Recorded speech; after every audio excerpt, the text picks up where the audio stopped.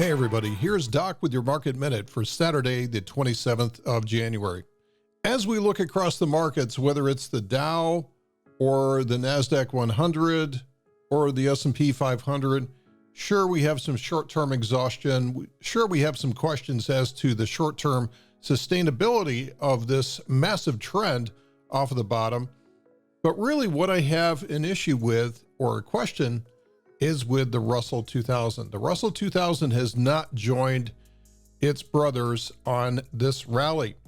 In fact, it's in a position where we could see a big move either way from this. And I think this may be a good tell for us to watch in the near future. So recognize what we're seeing right now in the Russell.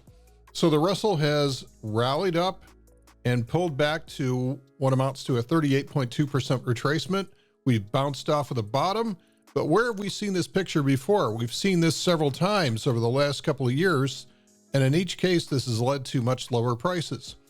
Same pattern here. We rally up, we pull back to a specific fib retracement, rally up to a lower high, and then get destroyed again. Same thing every time. It creates this bull trap, and the sellers appear and drive down prices again. Every single time here. Without fail, over the past 2 years, this formation has led to a lower high and lower prices going forward. Is this going to break the chain? And this is important that we figure this out, because really what this shows is fund manager sentiment, whether fund managers are truly bullish or whether they're just being protective or riding 7 stocks right now. So here's how to analyze what's happening in the future. I'm going to zoom in on this, and we're going to focus in on a very small range here. So this is about a 40-point range on the Russell, right in this area. If we do see the price break above 2,000, then there's a good chance that we're going to see it break above 2060. And this will be the first time that we actually see continuation on a pullback into the major trend. That would be huge for the market.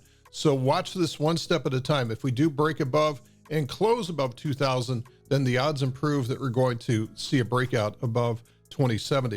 On the other hand, over the course of the next week, if we see the price close below 1960, then we're probably going to see this once again continue to set up a lower high, lower low combination and turn this into a downtrend. Now, it's not like the larger market can't rally without the small caps, but things just work better if we have all hands on deck. That's it for today's Market Minute. Have a great weekend. We'll see you next time.